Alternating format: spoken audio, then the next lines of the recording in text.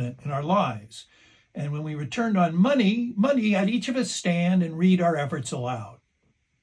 Mine was a yarn about a black handyman who'd fallen off the roof of the house next door when I was maybe 8 or 9 years old, and what that death had taught me about the fragility of life, which was pretty much nothing, apparently, if you've been listening to these stories.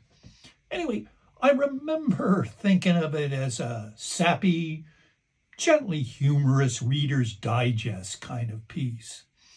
So imagine my shock when, after just 3 or 4 paragraphs, I had to shout to make myself heard.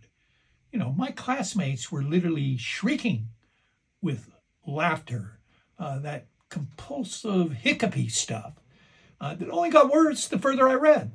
I couldn't understand it. What was going on with these rat bastards? What was so funny? Were they racist? Was this some kind of Hormel hangover?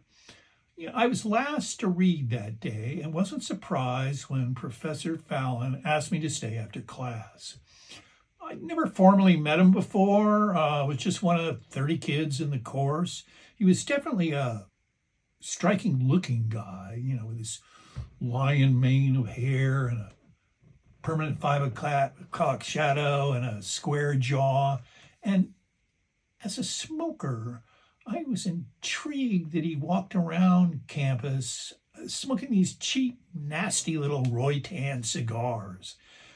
Matter of fact, when I sat at his desk, the first thing he did was offer me one. I lit it up, sucked in the oily gray smoke, and hacked up my lungs. Jesus, I said, you want to die and what? Cigarettes take too long? He stared at me for a moment, then started chuckling to himself. Don't tell me, I said, you saw me play basketball or heard the Firehouse yarns. Well, both, actually, he said, but I was thinking again about that story you wrote. You were surprised at everyone laughing, weren't you? Shocked, I said. I thought my fly was open or something. No, he said, it's your tone, Park. Plus, you're a born storyteller. I knew guys like you in the Navy, guys of Irish descent usually, who could make anything funny just by describing it.